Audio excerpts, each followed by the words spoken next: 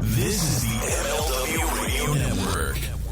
Today we're going to be talking about wrestling with debt. Well, when our listeners need to save some money, what do they need to do? Listen, stop asking them fool questions. He ain't got the answer today, baby. Take it from the second most recognizable athlete in the world today. SaveWithBruce.com can't be beat. They lower your monthly payments by $5, $4, $6, $8, $700 a month, baby. You got credit card debt, car loan, a second mortgage? There ain't no problem right here at SaveWithBruce.com. Pumpkinhead gonna take care of you today. You understand me, baby? Ooh, yeah, we don't need perfect credit, Even with credit scores in the 500, SaveWithBruce.com makes saving money easy. Dig it? NMLS number 65084, Equal Housing Lender. Mother. Welcome to WHW Monday. Tony Schiavone and Conrad Thompson talking about the great years of World Championship Wrestling, the NWA, and Jim Crockett Promotions. And now let's go to the ring. Here's your co-host. Hey, it's Conrad Thompson. Hey, it's Conrad Thompson, and you're listening to What Happened When with Tony Schiavone right here on MLWradio.com. Tony, what's going on, man? How are you? Conrad, how are you, buddy? Man, I tell you what, I'm fired up. I felt like we had one of our best shows. I think we're coming off two of our best shows. I enjoyed World War III 1996. I thought Fall Brawl 1997, which is our most recent episode, which is available in the archives right now, is maybe our best show we've ever done. What'd you think? I thought it was tremendous. I didn't like the commentary from the wrestling announcers that day. But going forward here, I thought at that time, I'm thinking, wow, that is the beginning of when Tony Schiavone really started to stink up the joint. And then I tuned into Halloween Havoc 1998, and I thought that basically we did a pretty good job in that one for what it was worth.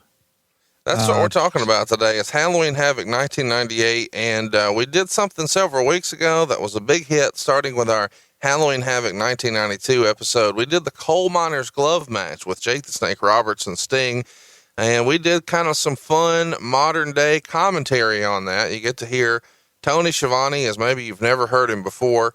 We're going to do that here today as well, this time with the main event, or what really was the main event, at least the way it was promoted on TV. Hulk Hogan versus the Warrior. And we're going to do that at the very end of today's show. So if you were hoping to hear some fun, silly commentary, this is the type of match that was set up for. We're going to do it at the very end of the show. So if you're not listening in front of a computer or at your home theater, you can still go ahead and enjoy all of the show until the very end. And that's when we will go ahead and kick it to some live commentary from Hulk Hogan, Ultimate Warrior. But first, let's talk about the big announcement. We teased it last week. MLW Radio is finally bringing What Happened When with Tony Schiavone live, and we're bringing our show to Dallas. It's going to happen pretty soon, actually. Sunday, July 9th at 1 p.m. at 3 Links on Elm Street in Dallas. That's just a couple miles from where the WWE is going to be holding their pay-per-view event, Great Balls of Fire, down at the American Airlines Center.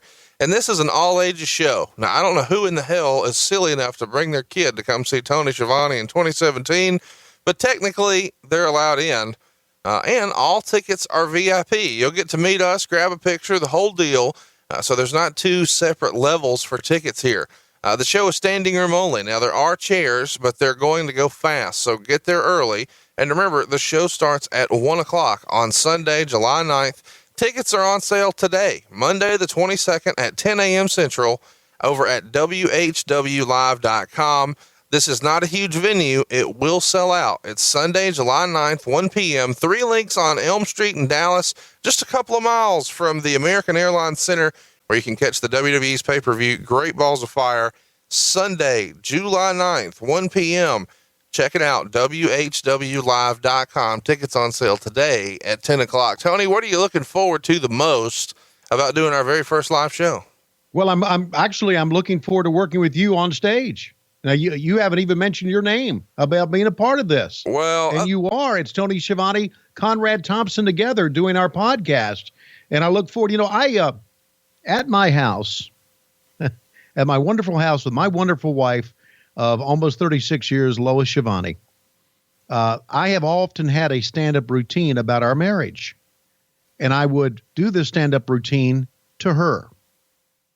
And she would say, "You're silly as shit." So I'm going to find out how silly I am coming up on July 9th. And I look forward, really more than that, Conrad, to meeting some of our great fans in person.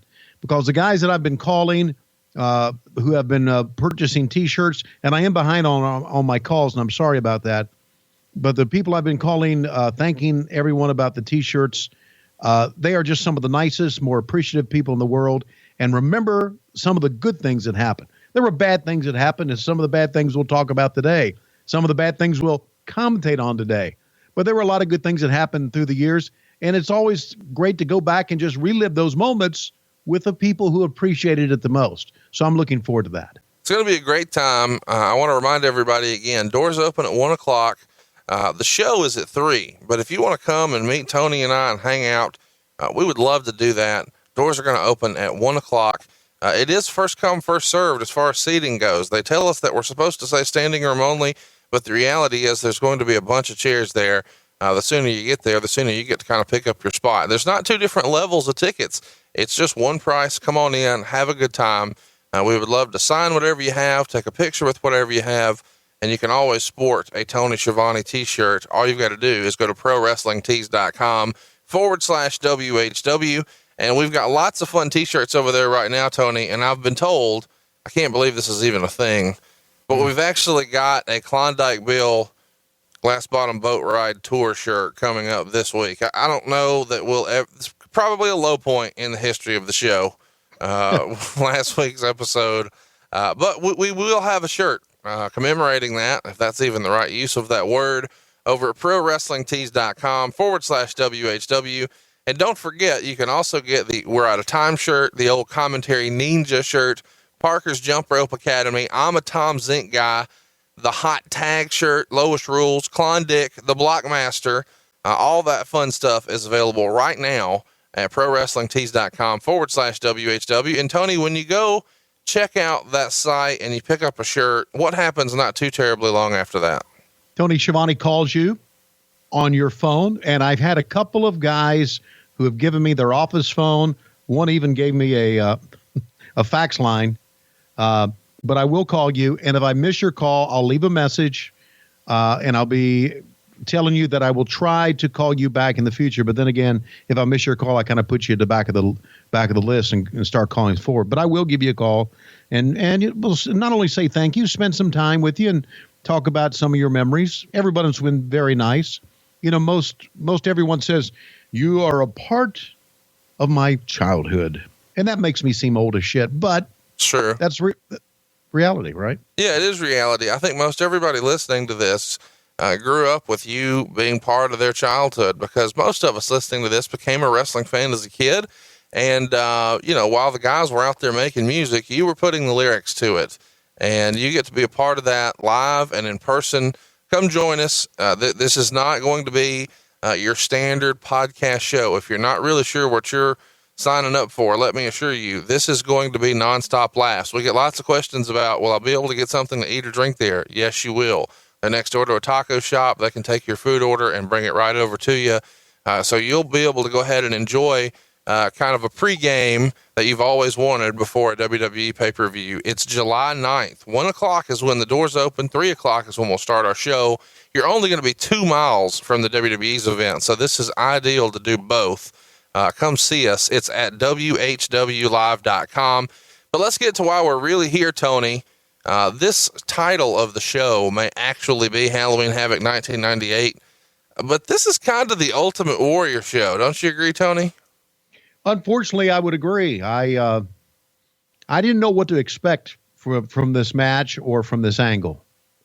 But I think I got more or less than I expected from the match. I really think that, and not trying to jump the gun on the match that we're going to recommendate here in a few moments, Would you agree it'll go down to one of the low points of during the high point of WCW? Yeah, I think a lot of people could argue that this is maybe the beginning of the end show. Lots of people would argue that really happened when Goldberg was defeated at Starrcade 98. Some people would say, oh, it started at Starrcade 97, but that's not true. The business was through the roof in 1998. They did a lot of big stuff in 1998. So I would say that this situation, and that's what I've got to call this pay-per-view. This was a situation. It really got out of hand, and I feel like was the beginning of the end. But that's what we're here doing. We're breaking this down. In case you haven't been paying attention, we want to remind you that we are doing this one pay-per-view per year through the end of WCW. So this week we're doing 98. Next week we'll do 99, 2000, and then 2001. But then our very next episode will be all about the Four Horsemen. Stay tuned. At the end of this show, we're going to announce who has won an advance copy of that brand new book from the Four Horsemen. Dick Bourne has actually written a brand new book from the MidAtlanticGateway.com website. It chronologically covers every step of the Four Horsemen, and we're going to cover that on Monday, June 19th. So if you haven't already, set your calendar and stay tuned. At the end of the show, we're going to give away a copy. But let's talk about the Ultimate Warrior. As luck would have it, we're talking about him again today. I say again because Bruce Pritchard and I just covered his 1996 run with the WWF on the most recent Something to Wrestle with Bruce Pritchard. That episode is titled King of the Ring 1996. If you'd like to hear what the Warrior was doing right before here in wrestling, but don't let that title fool you. King of the Ring 96 is really all about the invention of Stone Cold Steve Austin with Austin 316 and the Ultimate Warrior. So check that out if you get the chance. Anyway, long story in poorly with the Warrior and the WWF in 96. Lawsuits are filed, and the Warrior is kind of out of wrestling in a very similar fashion to the way it happened in 1991. But there's constant rumors that he's coming back. And that rumor mill really got cranked up in the summer of 97 when WCW would tease a mystery superstar debuting on Nitro. The internet age of wrestling was at an all-time high at that point, and the rumor mill was cranked up that the Warrior was going to debut for WCW. Now, it wound up being Curt Hennig and Raven, but just for a moment, the McMahons got nervous enough that Linda called, and Linda had always had a really good relationship with the Ultimate Warrior. Jim Hellwig is the man who portrayed it, of course, and she called and had a chat with him to say it would be tragic if the Ultimate Warrior performed anywhere other than quote unquote where he belongs. When that doesn't work, Vince makes a call. He's unsuccessful. So when they can't convince him to come home, just basically in an effort to block him from going to WCW, they try to file for a restraining order to keep him from going to WCW. The irony of this, of course, is that was never going to happen. And Vince realizes that when the surprise is revealed, and it's actually Curt Hennig. So they stop pushing the issue, and it winds up being Hennig and Raven. I don't know why, but that's always amused me. Well, here we are now, February of 98, and the lawsuit comes to a head. A judge comes down and makes a ruling, not about the Ultimate Warrior, but the Warrior name itself, and says Jim Hellwig is allowed to use the Warrior name and the character and all the mannerisms, the attire, the whole deal. So now there's a legal ruling, and Warrior is free to sign with WCW. Of course, he legally changed his name to Warrior to make sure he had that, but the actual character, he argued he owned prior to this when he worked in Texas as the Dingo Warrior. So since we're talking all things Warrior here, Tony, you actually worked with him in New York in 1989. Do you have any memories of working with him there? How was he to deal with? He was kind of a quiet guy who didn't say much, was very pleasant, would smile at times, but really, you could not really get into a conversation with him.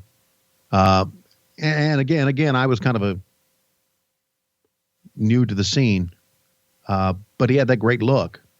I can tell you a story about him after I left WWE, and this is kind of an unknown story. We had a very good friend of ours who worked in the front office of the WWE. Her name was Leisha Murphy. Leisha has since passed away.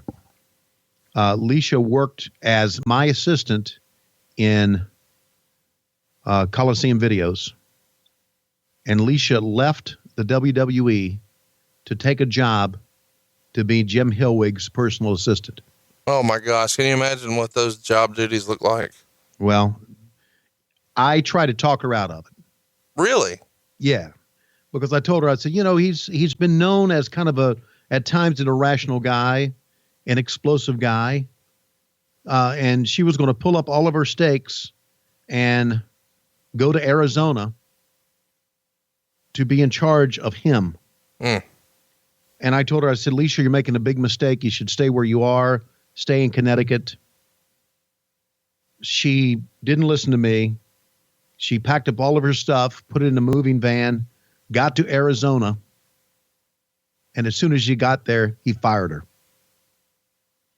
So she called me and was crying and sobbing. What is she going to do? She doesn't have a job. She's out in Arizona. She has no money to get back. Offered to send her some money. And to be honest with you, I don't know what happened to Alicia Murphy after that. So from a personal level, I didn't think too kindly of him for that, because he was that very volatile personality that apparently blew up Alicia the first time she started working for him. But other than that, he always had a smile on his face. Motherfucker. Do you know of anybody who, like there's a lot of people who may be like kind of anti-Hulk Hogan, but there's always been a circle of folks, for whatever reason, who would say, man, Hulk's a good dude. Hulk's misunderstood. You don't know him like I know him. Do you know if anybody had Warriors back like that? I can't think of a name. I can't think of a person. Not one. Hulk was an engaging guy.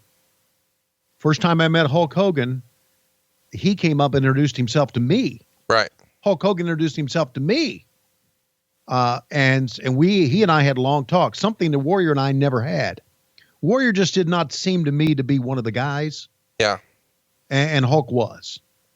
And I think that says a lot. I think that is a great way to describe it, because the people who know Hulk the best say that, man, Hulk wants to get on the boat and maybe drink a beer and maybe chill out in other ways, but he wants to be social, and he enjoys the company and the camaraderie. And Warrior, we've always heard, is kind of, a lone wolf, pardon the pun.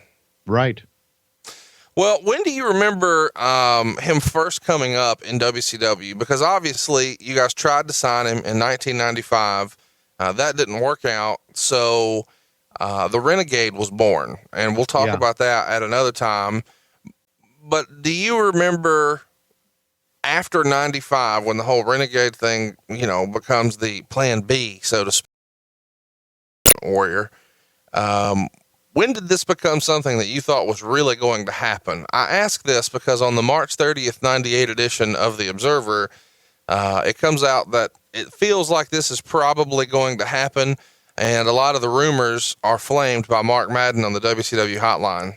Was there a point in 96 or 97 that you thought, hey, this might actually happen? I knew the WCW hotline was kind of like our answer to the dirt sheets. Right. The inside. And I didn't really pay it no mind. Because I had heard so many things. We had thought he was going to come in, and then of course the Renegade, and they did that angle. But there was nothing that really told me that, boy, he's really coming in. I think because of earlier litigation that they tried to kind of keep it a secret as best they could from us. So I can't remember a time where I said, buddy, he's coming in, until he actually showed up. There was discussions about it, I know, and there's always scuttlebutt in the locker rooms, but nothing that I thought definite the Ultimate Warrior is going to come in. So it's discussed in that March 30th, 98 edition of The Observer, that if Warrior is going to come in, and he says there is smoke to this fire, and that Nash, who lives in the Phoenix area, had a mutual friend at the gym who had also heard, who wasn't even involved in wrestling, that Warrior was going.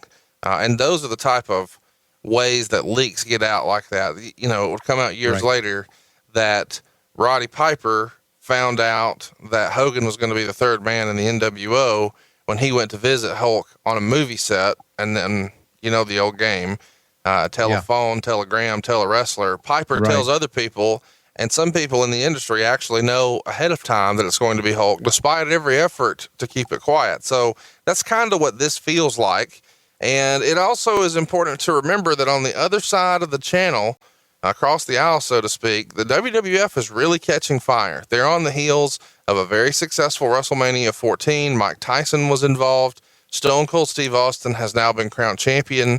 They've created the Mr. McMahon character in the more recent 6 months with the departure of Bret Hart. So they're gaining a lot of momentum, and they're about to start winning the ratings war. So when that happens, people start to think, hey, this Warrior thing seems like a good idea, or at least I would assume. Have you kind of understood that they brought Warrior in essentially to have opponents for Hogan down the line on pay-per-view?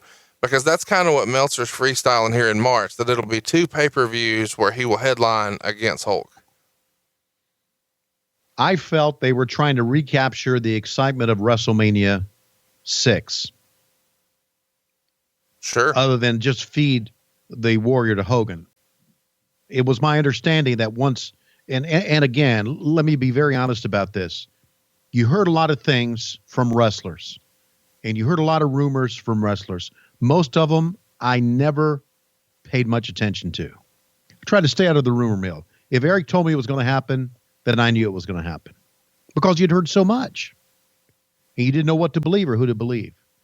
But when it was first official to me that the Ultimate Warrior would come in, I'm thinking they're just trying to recapture 1990. And I think we've discussed this on past episodes, that it seemed like WCW always tried to do that, try to recapture the excitement that the WWF back then had laid the foundation for.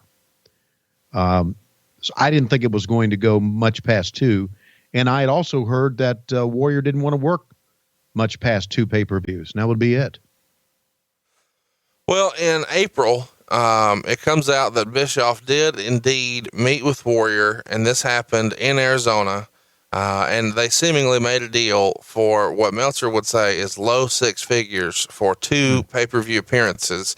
Okay. And the question was going to be, and that's low 6 figures for each one.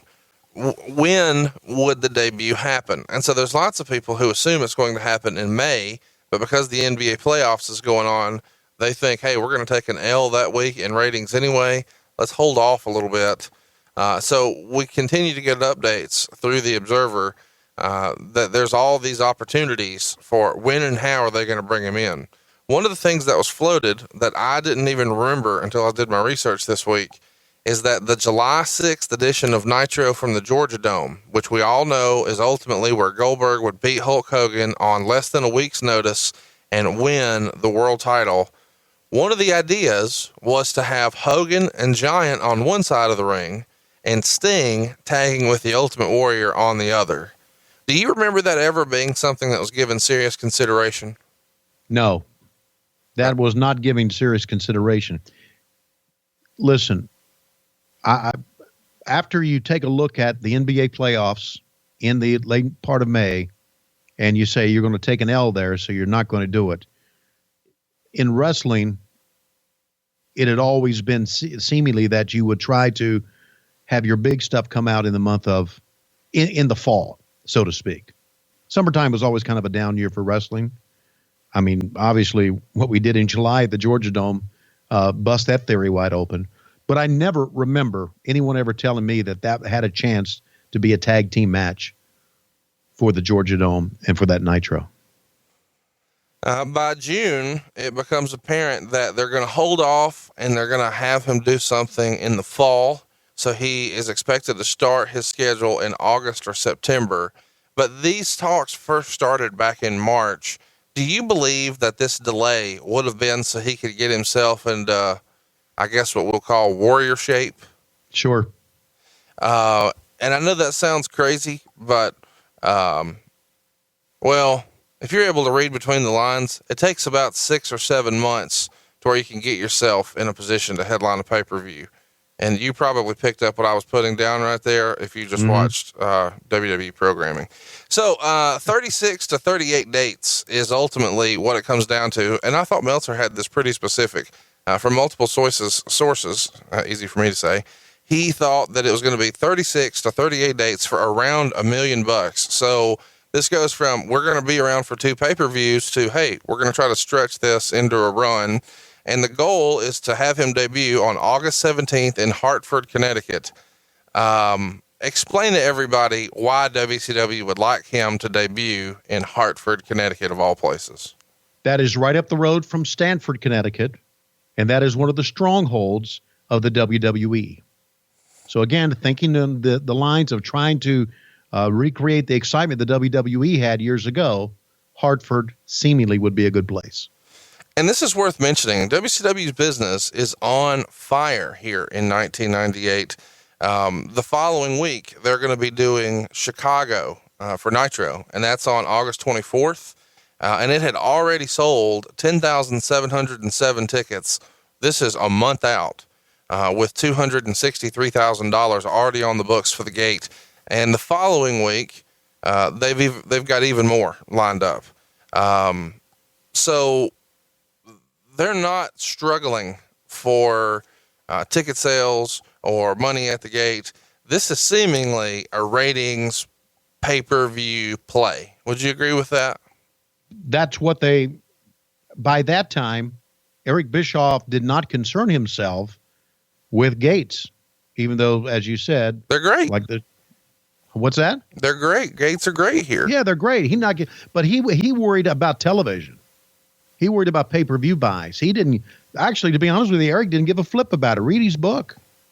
He thought we should be a television company only and not worry about gates. It comes out in August that he is definitely going to be known as the Warrior, since there's still some debate with the WWF about the name, the Ultimate Warrior. Everybody decides he doesn't need it. As long as he's Warrior, he's good. And there's all sorts of rumors that since DDP is Eric Bischoff's buddy, is DDP going to be working a pay-per-view main event with the Ultimate Warrior? And lots of people have their opinions on that. That's bullshit. Yeah. I'm calling bullshit on that right now. That's just people trying to make too much of DDP and Eric's friendship. Sure, they were friends, but I don't think Eric really saw DDP as a main eventer until we went down the road. And of course, in this event that we're talking about, he was in the main event against Goldberg, and it was just another way to further the career. I think people read too much into that Bischoff and DDP were good friends. So I'm going to call bullshit on that one. It's worth mentioning here that when he does make the debut finally on Nitro, it's not really promoted. And you would think, doesn't conventional wisdom here, Tony, say you build it up, 4 weeks out, 3 weeks out, 2 weeks out, 1 week out. Today's finally the big day, and you build this anticipation. But the Monday Night Wars are such that people were flipping back and forth. And I would imagine, since they didn't go that way, you've got to think that Bischoff's strategy was, let's get everybody to change the channel. Let's give them an aha moment. Let's shock them. Let's give them something they're not necessarily expecting. Right. And flip over. But of course, with the advent of the internet, a lot of people knew he was coming in. What's the strategy to not just announcing it on the air that one of the biggest stars in wrestling that we're paying $1 million for or more is coming back? Why wouldn't you promote that? Eric didn't like to work like that. Eric liked to just have guys appear dramatically. We saw it with Luger. We saw it with Scott Hall or Razor Ramon at that time. And he just liked guys, instead of doing what we think is a classic build-up, that's not the way he worked. And that's not the way the booking committee worked. It's amazing to me what a short-term shot in the Army was. He helps give WCW their second Nitro ratings victory in a row here. They win 4.9 to 4.2, and he did a 20-minute in-ring segment here with his return. This is ultimately, of course, as everybody probably remembers, is Warrior and Hogan doing a face-to-face speech. It goes 20 minutes, but it goes into a quarter hour that drew a 6.4 rating, which is one of the highest ever in the history of Monday Night Wrestling. By comparison, on the other channel, they were doing a 3.1 at that very moment for Bart Gunn versus the Godfather in the Brawl for All. So it's really smart placement from WCW. On the downside, of course, at least for WCW, as soon as the Warrior segment's over, they drop down to a 4.5 and Raw jumps back up to a 4.3. So when you get the rating and you see, if we know that the perception at the time as to how we're really doing is not necessarily money, but ratings, when you see the Warrior segment be so successful here, drawing something in the 6s compared to something in the 3s for Raw, it has to be viewed as a huge success, right? Yeah, it was. We felt pretty good about it. We felt very excited about it. And we thought we were doing the right thing by not only putting him on and having that long segment, but going through where the quarter-hour rating share was taken. And that was always very important. You didn't want to, and it's something we brought up on earlier programs, you didn't want to be in a commercial break when the quarter-hour share was taken. Let's talk about his actual presence here. The Warrior looks a great deal different. He's still jacked, but he looks a great deal different than the way a lot of people may have remembered him from 1990. His look is a lot different here, at least in my estimation. He's got the long dusters on, which he wore briefly in the WWF, but he's trying to go a different direction here, and they're doing lots of special effects for the ring entrance. I'm not going to necessarily say it's like Glacier, but it certainly feels like there's a lot of planning put into the smoke and mirrors aspect of his entrance. Was this ever a discussion in the company when you've got a guy debuting like this about how much money or time we're going to spend on the entrance aspect? When do you remember that becoming a thing? It feels like Glacier is the first guy, and now Warrior may be the second one. There have been a lot of discussions about vignettes and how we present a guy and how he looks. I think the Glacier thing, because I think we all agree, and we've talked about this, was kind of a popcorn fart. It was a guy that could not live up to the hype. The feeling was that Warrior could. Right. But here's one of the big things that I always thought was going on with Warrior and why he wore the duster. When Warrior, in his heyday, the Ultimate Warrior back with the WWF, he was the biggest son of a gun out there. Yeah. He wasn't bigger than Scott Steiner at that time. As a matter of fact, if you take a look at Scott Steiner earlier in the pay-per-view, and then you see the Warrior, you think, damn, he doesn't look that good at all. I think in comparison, Scott Steiner looking so big because Scott Steiner was absolutely huge at that time, as far as his size are concerned. I think it made Warrior look smaller. No, so it I did. think there was an effort to try to put a little bit more sizzle into Warrior than just this guy with big biceps and big chest coming in the ring, because it wasn't the biggest one in the company at that time. We should briefly mention Brutus the fucking Barber Beefcake. Here he is. He's been Butcher. He's been Zodiac. He's been Brother Brudi. Now he's the Disciple. Tell me about how he crowbars himself into a good spot here. It feels like, as Hogan's weed carrier, he's just always at the right place at the right time.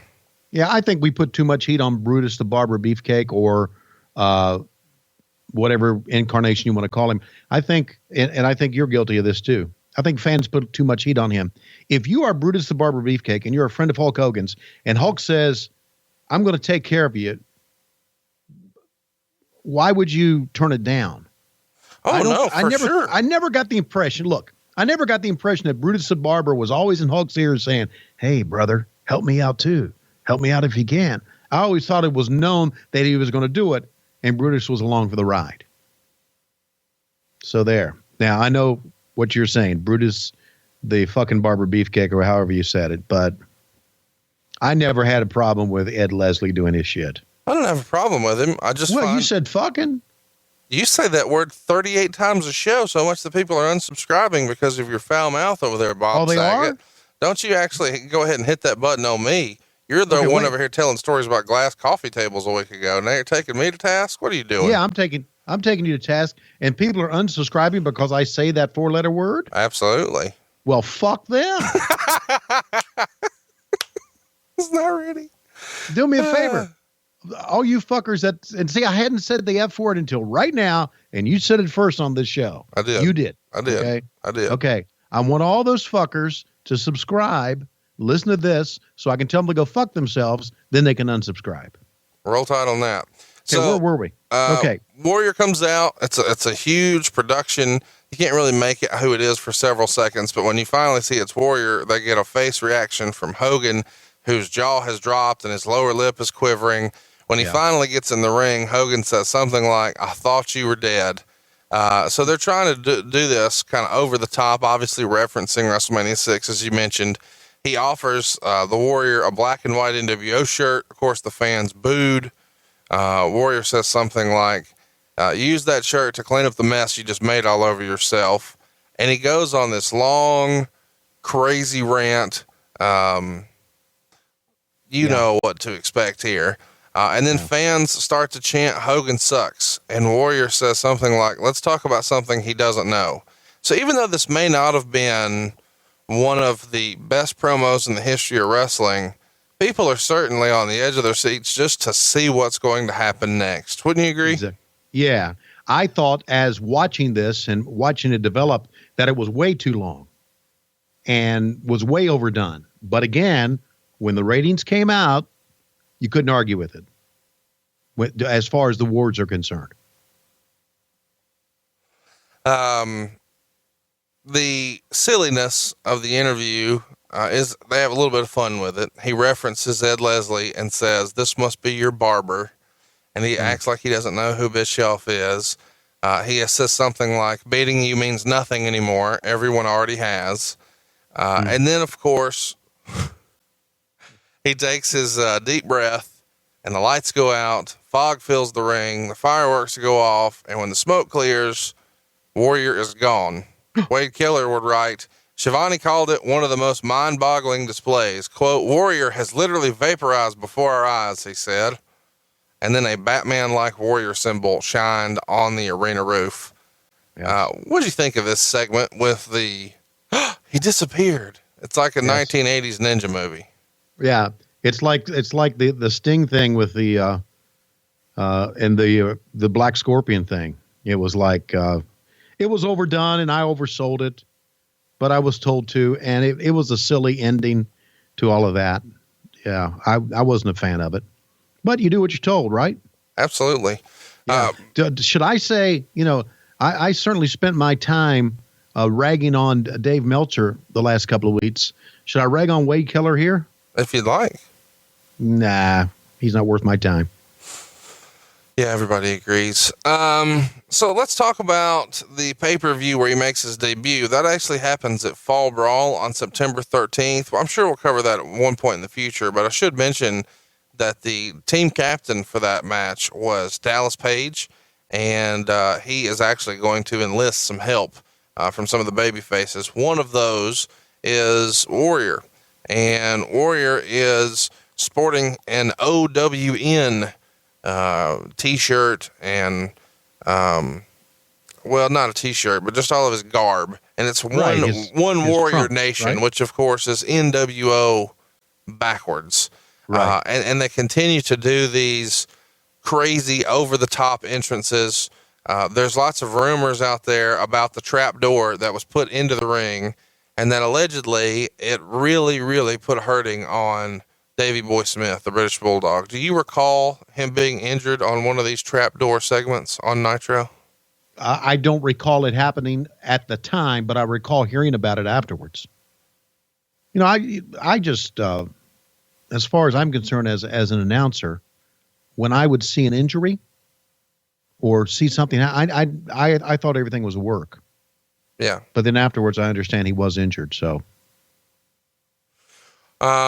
let's briefly tell you that part of Fall Brawl, as we discussed, is the winner will get a title shot for Goldberg's world title at Halloween Havoc. So Diamond Dallas Page winds up winning it. And so now he is going to get that title shot against Goldberg. We should also mention that during a lot of these segments where Warrior is doing these black magic skits and he's appearing and reappearing somewhere else, This was one of the times that y'all actually pulled Renegade off the shelf and got him involved to play a bit of a body double. Any sort of irony and after years of saying, no, it's not we're not ripping him off, that when you actually get the real thing, you're like, hey, go pretend you're him. Go stand over there. That's WCW, buddy. I love it. Right? I love it. That's all us, man. That's all us. Oh shit. Thank you for that reminder. There is a silly segment that if I didn't ask you about it, everybody would be furious with me. Okay. Hulk Hogan doing the backstage promo with the mirror when it's two-way glass and you see the Ultimate Warrior on the other side, but no one else in the room can see the Warrior. Only Hulk Hogan and us at home possess this special power to see the Ultimate Warrior. Who booked this shit? You can credit Hogan and Bischoff with that. You know, Hogan pretty much did his own thing, and that was his idea. Look, can you remember the Ultimate Warrior? I know you can. The Ultimate Warrior in the WWE, and remember all the interviews that he did? Oh, sure. And how none of those interviews, if you really stop and think about it, made any fucking sense at all. So why did anything he did with us, any of his angles, make any sense at all either? I always thought the Warrior back in the WWE days, when I would listen to one of his interviews, one of his promos, I would scratch my head thinking, Jesus, you got to smoke some dope to be able to listen to that shit. And then as we moved on and he disappeared and he vaporized and the Hogan behind the mirror thing, I got to thinking, well, it's all part of this Mystique Warrior shit that we don't understand anyway. So who booked this shit? That was Hogan and Bischoff together coming up with that. And yeah, it was silly. But again, with the exception, look, I don't want to shit on Jim Hellwig because he's dead, but with the exception of his look, a lot of the stuff that he did was kind of fucking silly. Don't you think? Well, yeah.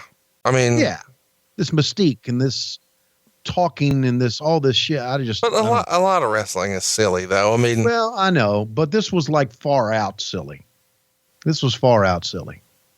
mean, you guys killed the Giant and then you pushed him off the top of a building and then you brought him back 20 minutes later and then a mummy came out and tried to do butt stuff with Hulk Hogan. Right. So in that same frame, this doesn't seem that crazy. No, it does not. What did seem crazy though, is that we have made it this many episodes and not talked about your favorite horror movie. You want to tell everybody what that is? My favorite horror movie? That's Bride of Chucky. Am I right? Bride of Chucky. Absolutely. One dummy talking to another, as Heenan would say. This is something I can't believe that doesn't get more play online. But you guys did this whole Bride of Chucky thing before Halloween Havoc here. Is that a Turner decision? How does that come about? That's a Turner decision and a WCW marketing decision to do something like that. And you just go with it, right? I mean, you kind of have to, and that's what we're going to do now. We've spent a lot of time talking about the Warrior. It's finally here. Let's talk about Halloween Havoc. We're going to get with it. At the end of us going through the card, we're going to give you some awful commentary on this awful Hulk Hogan Ultimate Warrior match. Wait a second. Awful commentary? Well, I mean, we can only shine this turd so much.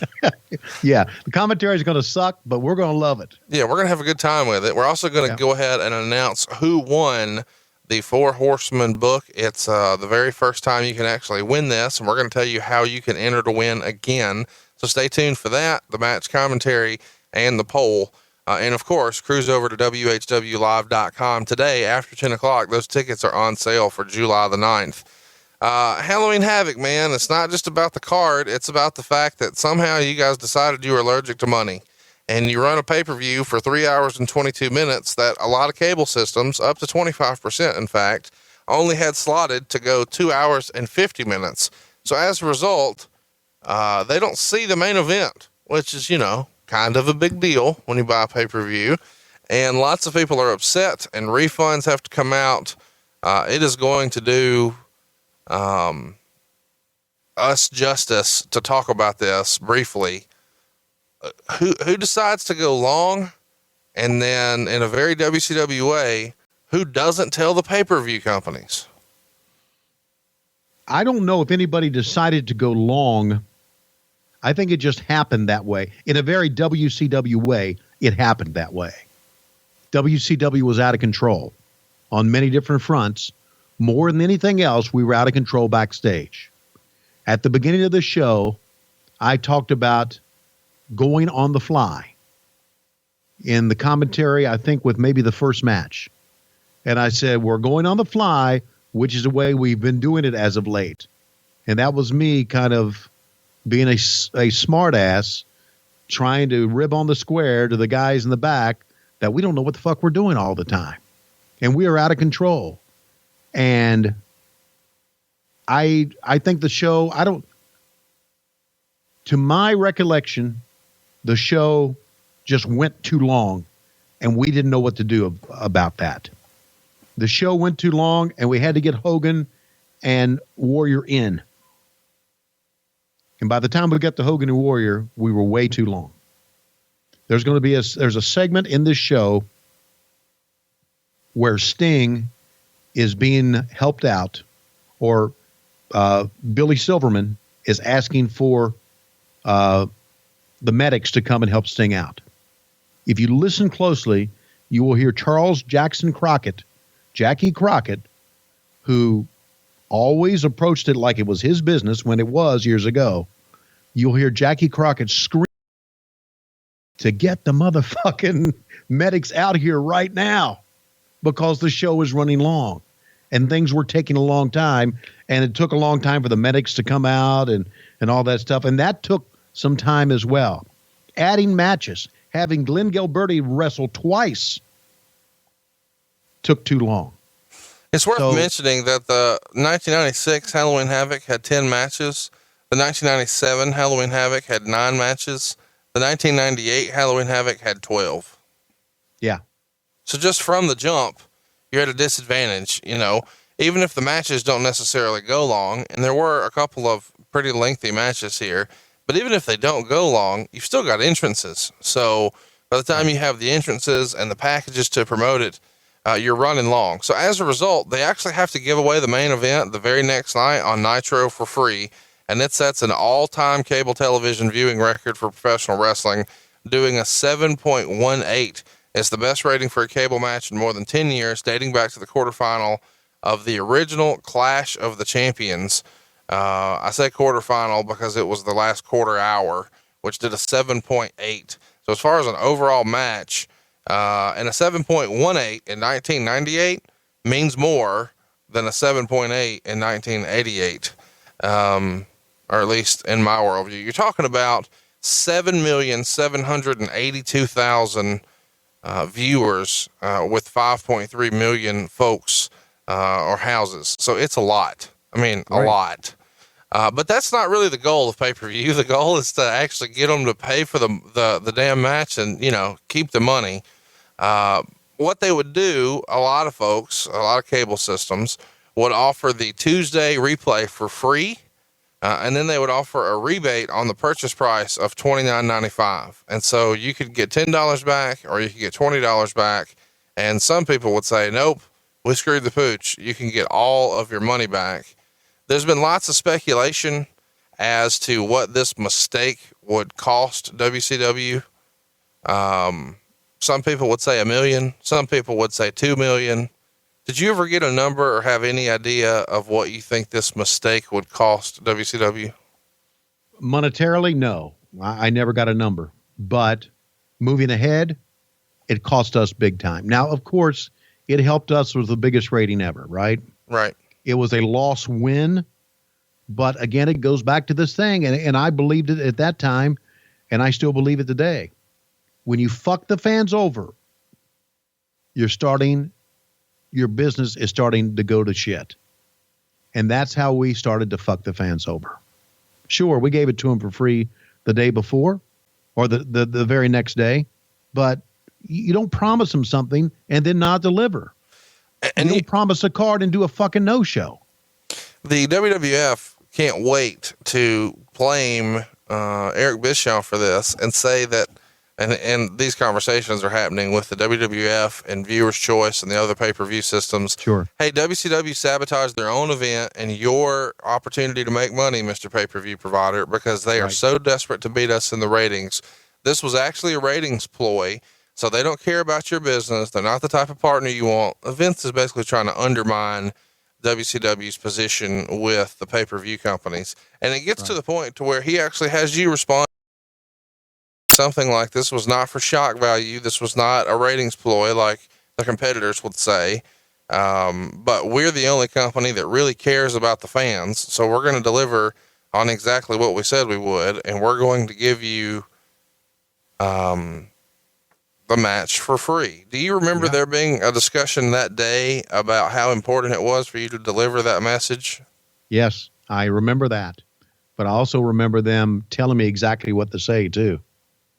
Yeah, this was coming out of that clusterfuck. This was big time important stuff on our end.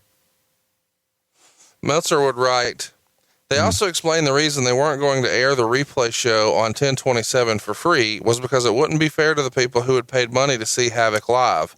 He, however, did say they wouldn't air the finish of Hogan-Warrior, which was also cut off in a number of systems because it was quote unquote too controversial. Actually, the main reason for this is the belief that showing the finish of both Hogan-Warrior and the complete Page-Goldberg match would kill the minimal replay business, and not really because the Hogan-Warrior finish was so atrocious that it was better to not be seen by the masses. Do you remember there being any significant heat with the pay-per-view companies, or was Eric able to kind of smooth all this over? I think Eric was able to smooth things over to a certain extent because we did such a big number the very next day that he was looked upon by the Turner people in a very good light after that. I think that kind of helped him smooth things over. Overall, the show was a success, at least from a live standpoint. It sold out weeks in advance. They sold 10,663 tickets at the MGM Grand Garden Arena in Las Vegas. Those folks paid $328,000 and change. And it's probably the highest profile rematch you could get, at least of the era. Before the opening match, Rick Steiner comes out to do an interview, and everybody is expecting some Bride of Chucky interaction here.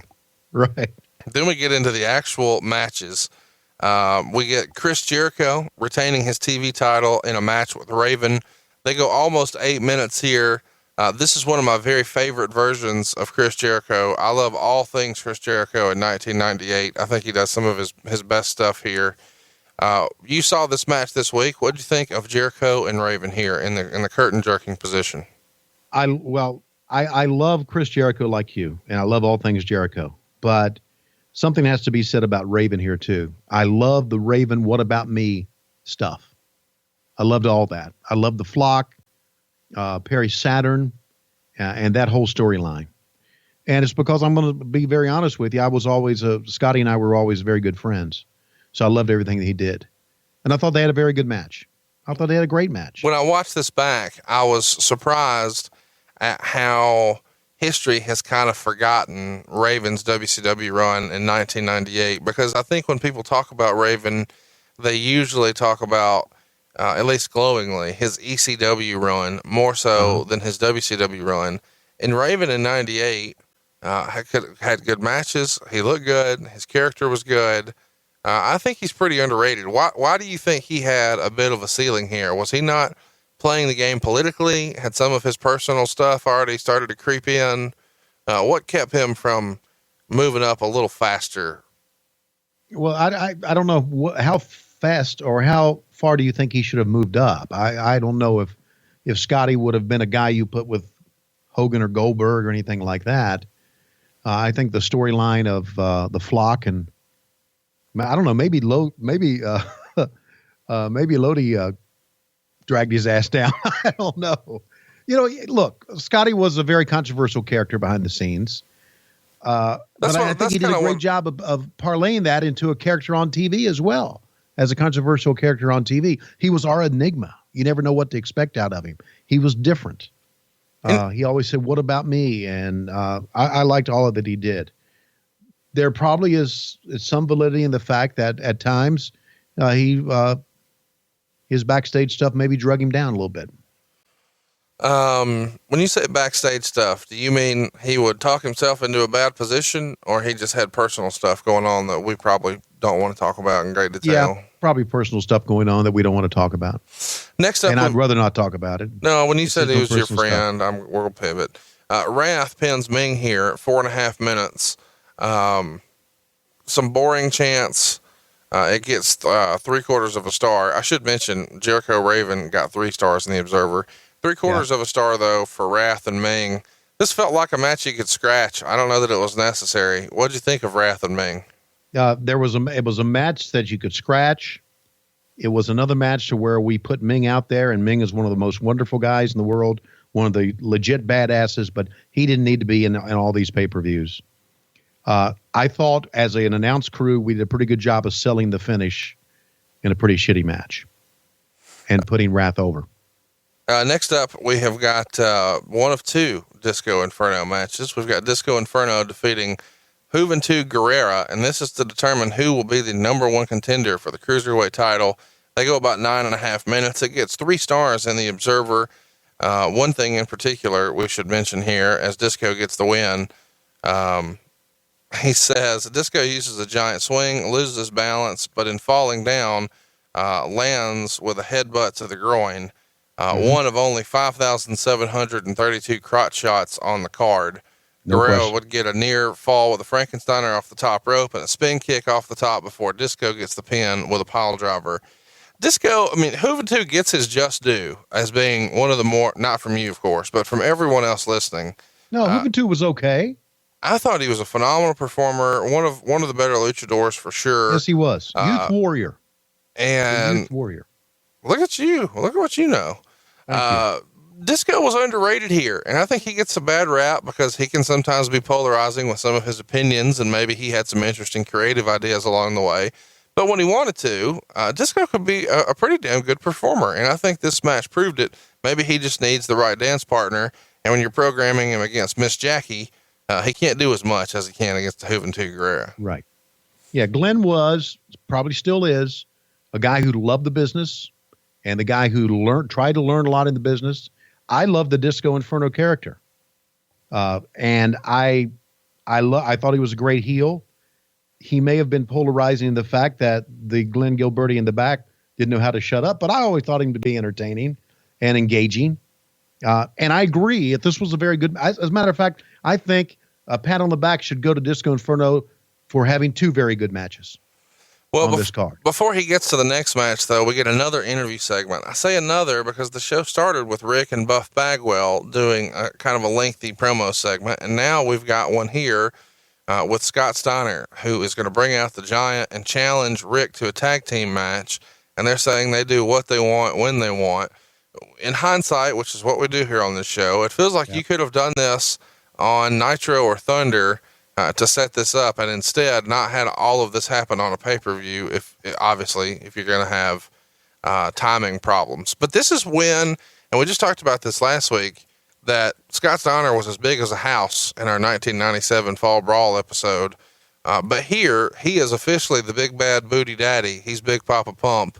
And I think this is some of his more underrated stuff. I know he kind of gets a bad rap, but when you compare his early promo skills, when you saw him as part of the Steiner brothers, and now you see him here as Big Papa Pump, it's like you look around and you think, where the hell did this come from? This guy was just dripping charisma by comparison. Wouldn't you agree? Yeah, he was digging his character at this time. Here's my problem with that whole angle. If they lose, then Rick Steiner gets 15 minutes with Scott Steiner. To me, that had no interest for me at all. Yeah. Because they were going to wrestle each other in the tag team match anyway. Right. What's the difference? If it was a case where he didn't have a chance to touch Scotty at all, or Rick Steiner had to wrestle the Giant, and if he beat the Giant, he would get 15 minutes with Scotty, then I could see that happening. I thought this, in effect, was misbooked. I'm going to freestyle a guess here, and I'm going to say that the top 4 matches on the card is what creative spent all their time on, and this earlier stuff, they don't pay any attention to. Agreed. So that's probably how that happens. Match number 4, Alex Wright would pin Dave Finlay with a neck breaker after 5 minutes and 9 seconds. Hypothetically, who's your favorite wrestler in this match, and why is it Alex Wright? My favorite wrestler in this match is David Fit Finlay, because if I don't say that, he may find out where I live and come kill me. Oh yeah, I forgot I wasn't talking to Barnett for a minute. Yeah, there you go, my boy. Underrated performers here. Alex Wright has been capable of having some good matches. Fit Finlay, obviously a legend in the business, one of the more underrated performers. He got a star and a quarter in this match. What do you think of this one? To me, again, when you see how stacked some of this card is and you realize, hey, we're short on time.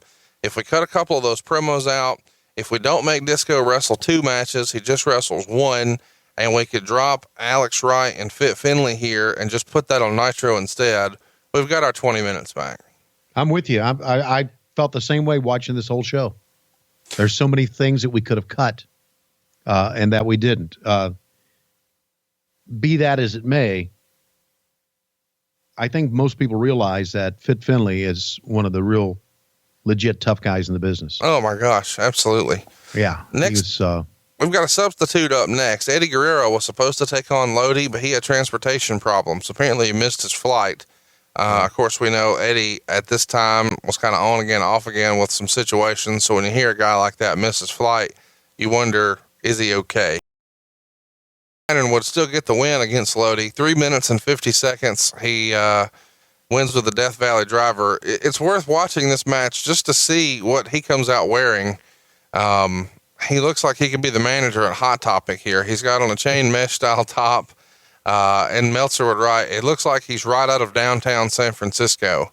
I don't know what Dave has against San Fran, but he lives out there. So I guess he has a right to know.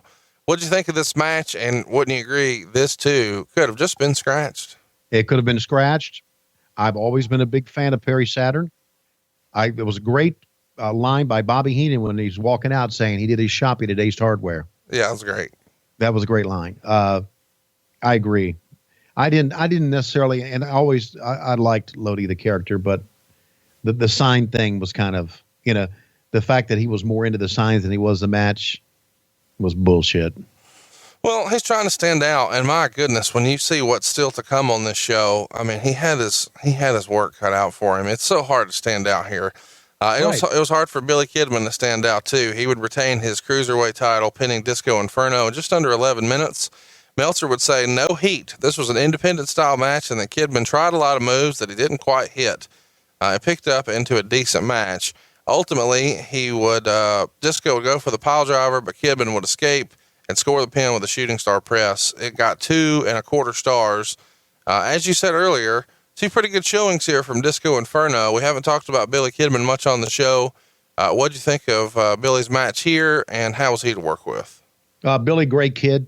And Meltzer's right. The match had no heat, but the shooting star press got a great reaction from the fans. It was a great finishing maneuver. And I thought Glenn sold it very, very well. But Billy was always a good guy to work with. Just a kid. Great segment coming up next. Meltzer would write, next up was the best thing on the show, which was the Conan Lowrider video from San Diego. Just awesome. The crowd was cheering heavily. It was so good. This feels like the first time, while Conan has certainly been in prime spots on the show before in the promotion, this feels like, hey, he is on his way here to being a featured player. Now, of course, it's still so crowded at the top, but this was so well received by the crowd. It made you think, man, Conan is somebody. Right. It was a good video to help make him somebody. Absolutely. It was one of the few videos, I shouldn't say that, but it was a video that we did correctly. That was done correctly. Next up, we get Rick Steiner and Buff Bagwell. They defeat Scott Steiner and the Giant to win the WCW tag team titles. This just all kind of blurs together in my mind. They go about 8.5 minutes. Meltzer would write, this 2-match series had a great storyline, but very little in the way of wrestling. Giant was back to smoking cigarettes as he came to the ring, and Bagwell was crotch chopping. It seemed like it was a response to losing the ratings because the other guys are way more off the edge. At one point, Giant climbs to the top rope, and it literally took him forever to get his balance. But then again, when was the last time you saw a 500-pound guy try to balance on the top rope? Giant came down with a missile drop kick, but Rick moved, so he hit Scott. Rick pinned the Giant after a bulldog off the top to get the titles, which got a huge pop, 2 stars. So even though this may not have been the best wrestling match, it is a good storyline. This brother versus brother thing works. Bagwell knows how to get heat. Big Papa Pump is coming into his own. Everybody loves Rick Steiner. And a chain smoking, missile drop kicking 500-pound Giant is just interesting. Wouldn't you agree? Yeah. A lot of good things in this match. When the Giant went up on the top rope, I'm thinking he is going to bust his ass. He's going to slip and fall and bust his ass. And I think we're very fortunate he didn't. I think with a guy that big, get him on the top rope, and if you watch it again and notice that the right foot couldn't find its hold, couldn't find footing, there was a real chance that he could have fallen backwards. Can you imagine what a disaster that would have been? Can I give you a Giant story here? Please do. Okay. Does it involve a coffee table? Because I don't want to hear it if it does. No, but it's close. Okay. Loved Paul. Great guy. Lois got to meet Paul. So you got Paul White, the biggest guy in wrestling, and you got Lois Schiavone with the biggest boobs of any wife ever in wrestling. Oh, that explains why y'all are so in love all these years later. So no. Here's my Paul story. Paul used to periodically, not every time, because he and I always got along. We always joke with each other, ribbed each other, and got along. Paul periodically would go into the announcers always had a room. You know, later as it went on, we had our own bus outside. Announcers did a smaller version of a bus, but we used to have our own room. And Paul would periodically go in to our room when we were in a meeting and take a big shit in our commode and leave it for us and write me a note. Tony, I've left you a surprise in your bathroom. Have you ever seen a giant turd? I've seen my giant turds, but I've never seen one of Paul's. Nothing like this, man. Sometimes it looked like one of them big rattlesnakes from Texas curled up. Really? Yeah, and sometimes he wouldn't give you the notes. Sometimes you go in there and you looked at it and go, oh, shit, the Giant's been in here. So he did that a lot. That was his calling card to us. Thank you very much, Tony, for putting me over. Here's my present to you. So that's my Giant story. Well, he must have done that because he had been reading the Observer and knew how shitty your commentary was. Rick Steiner would pin Scott Steiner. Oh, that got Tony. Rick pinned Scott in a no DQ match in just under 5 minutes. This had all kinds of shenanigans here. You've got your fourth low blow in 6 minutes, which gets no reaction at this point. Bagwell hops over the rail in a suit wearing a Clinton mask, which I guess makes sense. This is Halloween Havoc. Stevie Ray would give him a slapjack, and then he would nail Rick and the referee, Little Nate. And then the bell rang for no reason whatsoever, but Rick would still kick out of the pin. Scott would use a Frankensteiner off the top rope, who again kicks out. Bagwell's unmasked by this point, throws Charles Robinson out of the ring, and then Rick would come back and drop Bagwell's throat on the top rope. Nobody cares. They blew the $1 million angle long ago. This is all from Meltzer. Rick hit the bulldog off the top on Scott, and then Nick Patrick runs in to make the count for the pin. After the match, Bagwell was screaming, "Where's Monica?" 2 stars. This feels, I know he's not to credit for this, but this feels so Vince Russo, like there's so much going on. You know, there's a guy in a mask, and where's Monica, and there's slapjacks and interferences, and the bell's ringing for no reason, and there's just lots of surprise for the sake of surprise here. Yeah, no one cared. Meltzer said no one cared. Meltzer wrote no one cared. Okay. To me, a lot of the things that Rick Steiner did in this match, especially, when when Bagwell came back in, I think the fans really reacted to. So to say that no one cared, I think is a very unfair statement. Maybe he didn't care, and his little clique of masturbators didn't care, but I think a lot of people did care. And I liked a lot of the stuff that went on. I agree there was too much. I'm just saying, it feels like when you finally have, after all these years, Rick Steiner versus Scott Steiner, this is a main event anywhere in the world. I mean, that's why it should have, they should never touched in, like I said before, should never touched.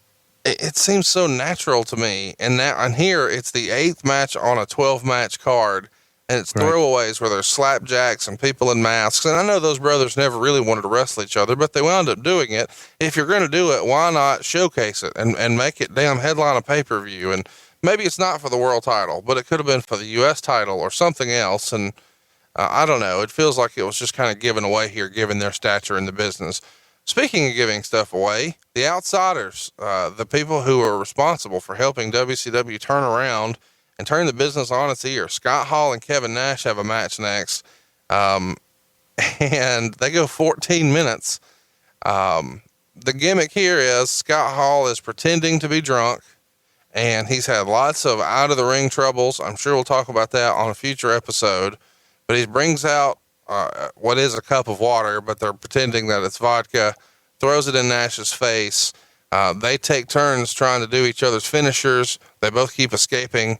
Ultimately, Nash lands a couple of jackknife power bombs to leave Scott Hall laying, and then just crotch chops him and then walks out to lose by count out instead of actually being pinned. So as crazy as this sounds, Scott Hall wins by count out 14 minutes in. Meltzer would write weird and give it 1 star. I like the idea. I can't say that I hate the idea necessarily, but that feels like something you would do to finish a Nitro rather than it be a pay-per-view payoff. When you finally got the outsiders against each other, it too should probably be a main event, and it should probably have a finish where one guy's not just walking out. What'd you think of this, Tony? Why does everything have to be a finish? Well, it feels like if I'm paying $30, I'd like to see the culmination of an angle, not a continuation of one. I agree with that. There was a lot I liked about this match. Number one, I think Scott Hall had and always had some of the best working punches in the business. Oh, nobody's going to argue that Scott Hall, whenever we get a question on Twitter, like who are the greatest wrestlers to ever not have a world title run? To me, if Scott Hall's not on your list, I'm not saying it should be one, but if he's not on your list, you're just not paying attention. Right. I think the whole angle was set up. And again, we can all, we're armchair quarterbacking here. I understand this, but the way the whole angle was setting up about Scott or Kevin Nash being upset about him, and he's just going to have to, beat some sense into him with that video that we had before the match, and the way he gave him his 2 power bombs and then walked away. And there was Scott had the shit beat out of him with his arm raised. That didn't bother me at all. Again, you and I have discussed and bantered this point back and forth a lot since we've been doing this show. There's a lot of jackoffs out there that think you got to have a finish, a clean 1, 2, 3 finish with everything. I never agreed with that. So I thought this was okay. I think giving it 1 star is wrong. But Dave comes from, and apparently you do too, the thing where you got to have a 1, 2, 3 all the time. Well, no, I'm not saying you have to have it all the time. I'm just saying it feels like there's an effort to stack as many big matches as you can in here that none of them really get the showcase that they need. I feel like, and of course we're hindsight 2020 armchair or whatever. If you're going to go 14 minutes, give it a finish. If you're going to do this walkout deal, let's do it in 7 minutes. Yeah. But this could be a Nitro main event and it would have done huge ratings. Okay. And it could have had the same finish. Don't always blame the booking committee, and don't always blame the bookers for a match going longer than it should have. Oh no, the boys going to guys are told themselves. To go home a lot, and they wouldn't go home. You understand that? Well, a lot of guys. I'm not saying Kevin and Scott Hall were in this boat that night, but I was watching the match, saying, "Man, they should have gone home a long time ago." And why didn't they go home? And who in the back what's going on in the back, or maybe they just freestyled. We use that term a lot. Guys would go home when they wanted to get all their shit in sometimes, and sometimes it screwed us over. This may have been one of those cases. I'm not saying it was. I don't know. Can't remember if it was or not, but it could have been one of those cases where these two guys were going to do their shit, and they could have been told to go home in 7 minutes. It happened a lot, Conrad. It happened a lot. Well, what should have happened a lot more was Bret Hart versus Sting. They had a match next and only gets a 1.5 stars. A lot of people had wanted to see this match for a long time. It was a dream match of sorts. Bret comes into the match as the U.S. champion. Both of these guys have made a living using the same finisher with different names. It feels like it should be an automatic, when Flair was on his way out, or Flair was the heel, the torchbearer for WCW, Mr. WCW was Sting, and he was here to thwart all evil. And at the same time, across the aisle, Bret Hart was doing that for the WWF. When Hogan was riding off into the sunset, here was Bret Hart to shepherd in the new generation. These are formerly the faces of the company. And here, they're third from the top, and they get 15 minutes. And the match is just a little bit of a miss. And it's probably because there's so many other gimmicks that are involved. Billy Silverman takes 900 ref bumps in this match. Ultimately, this would be, the baseball bats are involved. Sting does a stretcher job. Meltzer would write, "It was amazing how literally nobody in the crowd took the stretcher job seriously. Not even the lightest polite applause as he was being wheeled out, and they eventually took him out in an ambulance. That stretcher and ambulance stuff has been done so much in wrestling lately that nobody even reacts to it anymore." 1.5 stars. What did you think of this Bret Hart Sting match? Because it feels like this should be an automatic, really good 3-4 star match. Yeah, you're right. Let me go a step further. I don't remember the light applause when Sting was being ushered out and rolled out, because if it's a real neck injury, it's going to take them 20 minutes to get the guy out. They just don't roll you out. I remember people booing when that happened. Yeah, that's what he's saying. He's saying nobody even gave light applause. Like, they just didn't care. All right. I agree. I thought that we should have had a kick-ass Sting versus Bret Hart match without all that crazy heat, without one guy having to be a shit heel and pulling something out of his trunks or using a baseball bat and all of that stuff. I thought it was, I agree with all this. I didn't like it at all. Did I disagree with Dave? No, everybody kind of agrees. It's silly to me that we're talking about jumping off the top rope with a baseball bat after you've hit a guy 5 times with a baseball bat. And right. You've got Bret Hart, one of the greatest performers of all time, and we're having him swing baseball bats. It just exactly. Yeah, exactly. Wrong. Doesn't make any sense. Not only that, Sting doesn't look good either. We're going to get to what's next, which is Hogan-Warrior, but rather than talk about it here, we're going to do commentary on it to end the show. Let me give you a teaser right here if you're not sure if you want to listen to this. This match got -5 stars in the Wrestling Observer newsletter. I've never actually seen -5 stars, but there it is, -5 stars. In the main event, Bill Goldberg would retain his World Heavyweight title by pinning Diamond Dallas Page in about 10.5 minutes. Meltzer would write, "Page did a great job here in leading Goldberg through a very good match of decent length." And I got to say, Tony, I think this match beat all expectations. It did mine. At this point, we had seen Goldberg kind of booked very safe in really short matches. This is one of his longer matches, and I thought they kind of stole the show here. Would you agree? It was a great match. And when that match happened, at the end of it, I said, this is one of the reasons I've loved professional wrestling. And it was. I know it was pretty apparent how over Goldberg was. The chant of Goldberg, Goldberg by the fans was legit. Yep. He legitimately was over like a sumbitch, as we say. And why we couldn't maintain that is one of the reasons we went in the shitter. We had a guy over like nobody's business. And Diamond Dallas Page did a phenomenal job in this match with him. And it was well done. The finishes were well done. Goldberg getting hurt, selling the shoulder, well done. Love the match. It's one of my favorite WCW pay-per-view title matches. It really is. I think it's worth going out of your way to see. If you haven't seen this, and maybe you weren't watching wrestling or you just haven't seen it in a long time, I would encourage you to go back and watch this Goldberg-DDP match. And there's been lots of talk about, there's a time in here where somebody gets knocked out. I'll let you see if you can find it. Did you see it? What's that? Did you see where somebody got knocked out in this match? No. Goldberg was unconscious for a minute. He was? When he goes to spear DDP, he accidentally gives himself a DDT, and he's loopy for just a minute, based on his own testimony and DDP's. And they do a really good job teasing the diamond cutter, teasing the spear, which guy's going to get it. And then eventually, when he does hit the diamond cutter, the crowd erupts and thinks, hey, this could be it. Because you have to appreciate at this point, Goldberg's something like, I don't know, 155-0 or something silly. So at this point, he is very much Superman.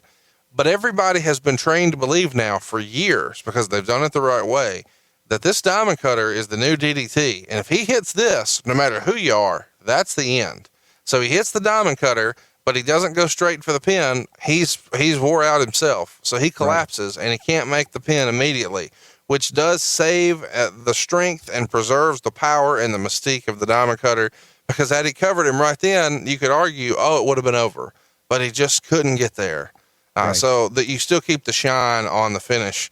I thought it was done really, really well. After that, of course, as we know, Goldberg kicked out and then delivered a jackhammer for the pin. It got 3.25 stars. I think it's probably Goldberg's best match ever. No question. And it's a match to me that sold me that Diamond Dallas Page was worthy of being a world champion. Wow. There you go. That's a big statement. I'm glad to hear you say that. I thought he was a made man to me in 1997 with his feud with the Macho Man. That's when I was really sold on, he's not an underneath guy. He's a main event player. But this certainly solidified it. There's been some debate as to whether or not this was the right time to beat Goldberg. You know, we talk about this all the time. Hindsight being what it is, as hot as DDP is, and more importantly, as over as this finish is, what would have been the harm in diamond cutting Goldberg and then pinning him 1, 2, 3, setting up a rematch at World War III and letting the diamond cutter not get landed and get the spear, the jackhammer, Goldberg gets the belt back? Would that have been smarter than to wait 2 months and let Scott Hall tase him and Kevin Nash powerbomb him and Kevin Nash beat him? That would have been smarter than that, but the smart money would have been never let him lose at all. Ride it out until it was the end of it. So Goldberg would be right now 2,000-0. He'd be undefeated forever. Well, no, I wouldn't say that, but I'm saying that I don't think it would have been good for Dallas to beat him right there. It wasn't good for them. We all agree it wasn't good for him to lose that match, to be in tased and all that. I understand the thinking, and I don't want to go to that event right now, but no, yeah, I just think we didn't ride out Goldberg long enough. Well, nobody's going to argue that necessarily, but it feels like to me that as over as this finisher is, the diamond cutter, and you can tell because when he hits it, the crowd goes bananas because they've been conditioned. Hey, when you see that, that's the end. Right. I think that could have worked, but what didn't work at all is what we're going to do next. So I'm going to encourage you to go ahead and pull up your WWE network, and I want you to skip forward to 2 hours, 33 minutes, and 22 seconds. And I'm going to give you a minute to get there. It's 2 hours, 33 minutes, and 22 seconds. And while you're looking for that, I'm going to go ahead and give you next week's poll topics. So we're going to kind of kill two birds with one stone here. So if for whatever reason you're not able to sit down and watch the show, I still want you to know what we might talk about next week. So let's get to it. We're covering all things 1999. Poll topic number 1 is Super Brawl 9. This took place, of course, in February of 99. This was also on the West Coast. It seems like that was kind of a staple for WCW for Super Brawl. This one's in Oakland.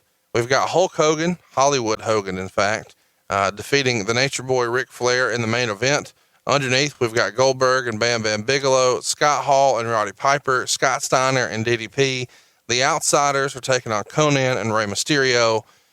This is fun. Kurt Hennig and Barry Windham taking on Benoit and Malenko. We've also got Billy Kidman and Schiavone, Jericho and Perry Saturn, Booker T and Disco Inferno. What jumps out to you when I say Super Brawl 1999? Hogan and Flair again jumps out to me. Yeah, it's kind of like it's kind of been overdone by that time, hasn't it? No, it's hard to argue that. I'm actually going to do something a little different for 99. We're going to jam them up. It was such an interesting year in 99. Poll topic number 2 is going to be uncensored 99. This takes place in Louisville, Kentucky, the very next month in March. And again, on top, we've got Ric Flair and Hollywood Hogan, but this time, check this out. It's a barbed wire steel cage match. That's exactly what I think about when I think of Hulk Hogan and Ric Flair, barbed wire steel cages. It was actually a first blood match, but halfway through, they forgot about that. Booker T would take on Scott Steiner, Perry Saturn, and Chris Jericho. Benoit and Malenko taking on Kurt and Barry Windham. Hardcore Hack, the former Sandman, is going to have a 3-way match with Bam Bam and Raven in a Falls Count Anywhere hardcore match. We've got Jerry Flynn, there's a name we don't hear very often, taking on Ernest Miller and Sonny Ono. Kevin Nash and Rey Mysterio. That's the reason this one's on here. Stevie Ray and Vincent. And then, of course, Billy Kidman and Mikey Whipwreck. What stands out the most to you about uncensored 1999? That one's a blur to me, buddy. That one is an absolute blur, with the exception of you mentioning Rey Mysterio and Kevin Nash. That has to be worth the price of admission. Oh, gosh, yeah. Just the name alone. Because, Ray did one of the great bumps ever for Kevin Nash down at Disney. In 96, when he lawn darted him into the trailer. That almost lost our Disney deal for us. That bump did. There's another story too, right? I can't wait to talk about that. Let's save that one for another day. Okay. Poll topic number 3, Spring Stampede. We're jamming them up here. This is the very next month, April of 1999. This one is in Tacoma, Washington. We've got Juventud and Blitzkrieg, Bam Bam and Hardcore Hack, Riggs and Whipwreck, Conan and Disco, Mysterio and Kidman, Benoit and Malenko, this time against Raven and Saturn, Booker T and Scott Steiner, Goldberg and Kevin Nash. And then in the main event, it's 4 corners, and this is a famous match. Randy Savage is the referee. Really process what I'm about to say. Randy Savage is the referee. In the match, we've got Sting, Hollywood Hogan, and Ric Flair. There's 1 corner left, and it's Diamond Dallas Page. You would almost say coming into this match, what the hell's he doing here? He's getting crowned World Heavyweight Champion. It's the underdog story of Diamond Dallas Page. Spring Stampede is poll topic number 3. One of the more memorable nights in WCW, I think, to see Diamond Dallas Page become world champion. Wouldn't you agree? I agree. And I think that's the one reason I would want to see this one win the poll topic, because it goes back to something I talked about very early. There may have been a lot of guys who consider themselves smart marks who were saying that Diamond Dallas Page only won the world title because he was Eric Bischoff's friend. I think that's wrong. And I think what we saw that night was a guy getting a world title that deserved it. Why not?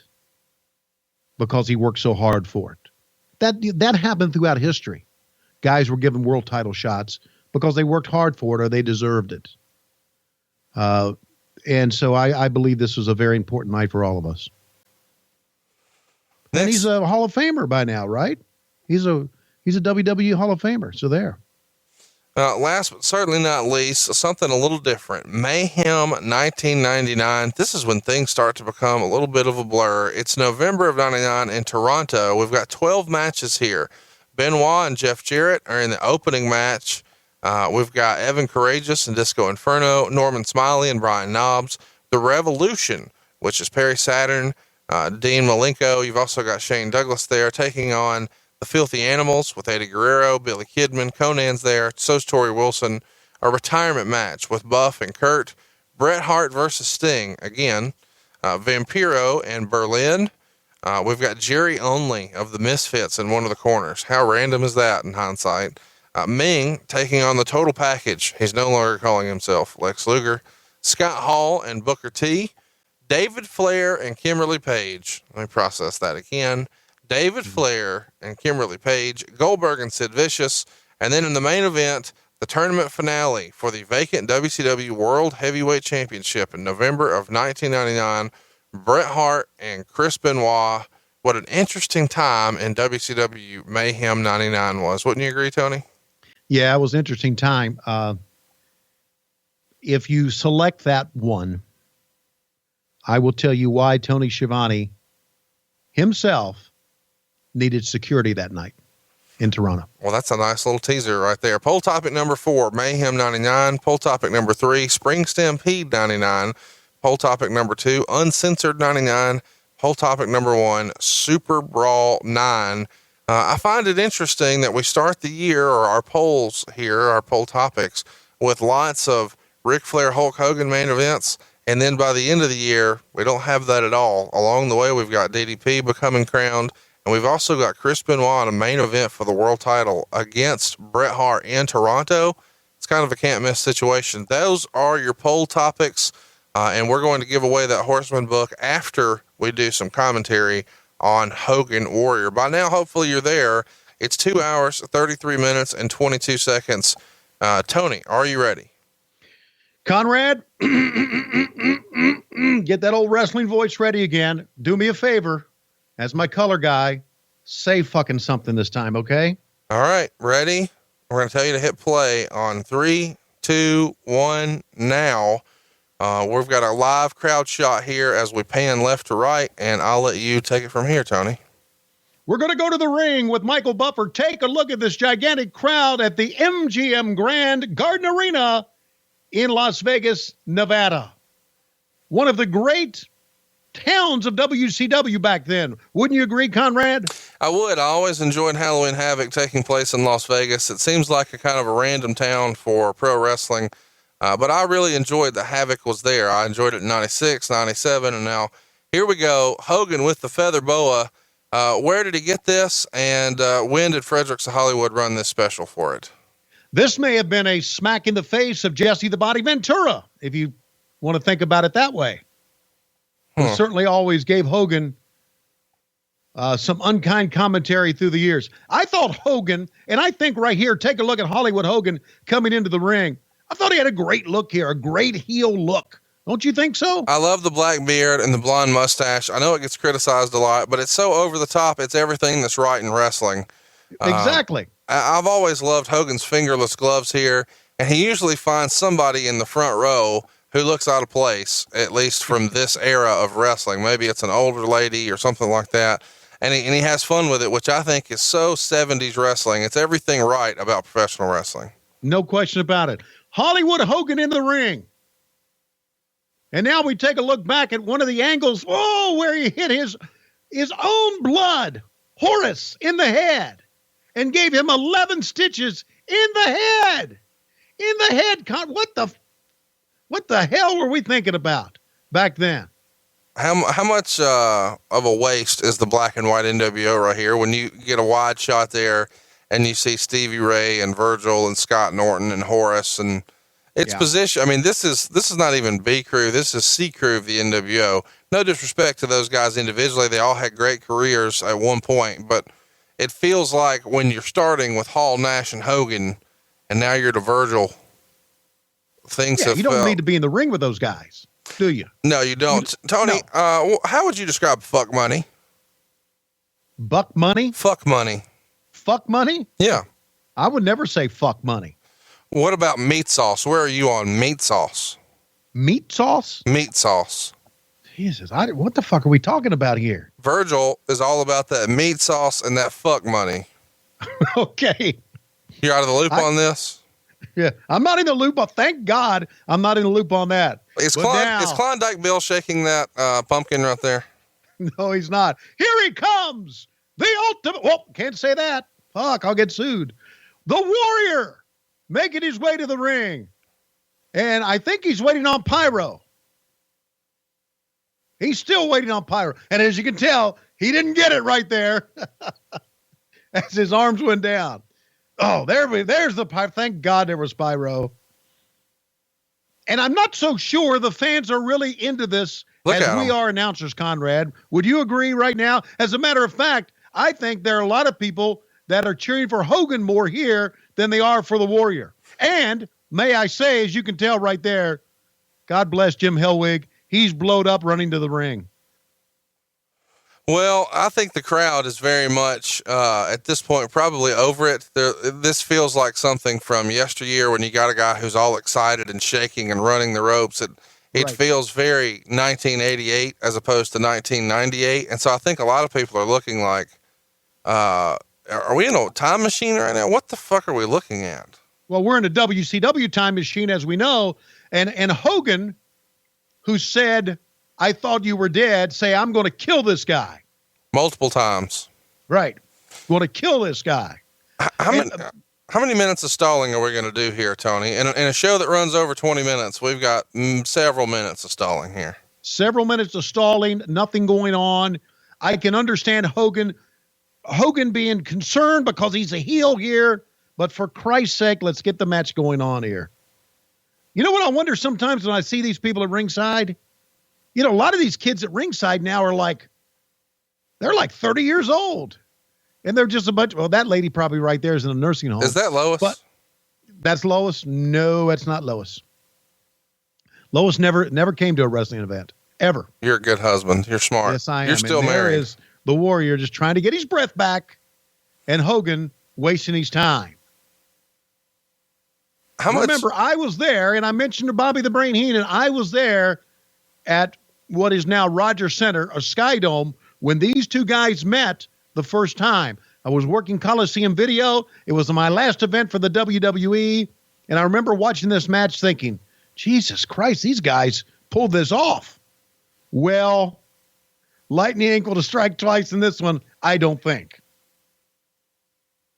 No. Right now, Nick Patrick asking the Warrior if he's okay, if he can breathe, and he's still blowing, as you can see, and they are going to hook it up here in just a moment. Hulk Hogan, Ultimate Warrior, Hollywood Hogan, if you will, against the Warrior here. Jesus Christ, would you jump down and let's get this fucking match started? See, I'm thinking that at that time. As a reminder, folks, Kenny Powers is your referee. Who's your referee? Kenny Powers. Kenny Powers. Kenny is Powers. your referee. Kenny Powers is your referee. Okay. Hulk Hogan in the corner here trying to salvage whatever he can of this black and white NWO. Yeah. And he's calling spots right now, telling him, here's what we're going to do. And the Warriors, I have no idea what you're saying. And now Hogan pulls off and the Warrior beats his chest. And really, no one. Okay, now, oh my God.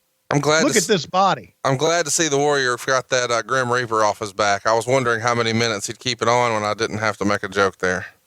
Warrior looked great here, but by golly, we saw Scott Steiner, Big Papa Pump, about an hour ago, and he doesn't come anywhere close to that. Yeah, Warrior has deflated here quite a bit, which is probably better for his health, but it's not quite the same Warrior, which fueled a lot of the rumors that the real Ultimate Warrior died, and this was a stunt Warrior. Really?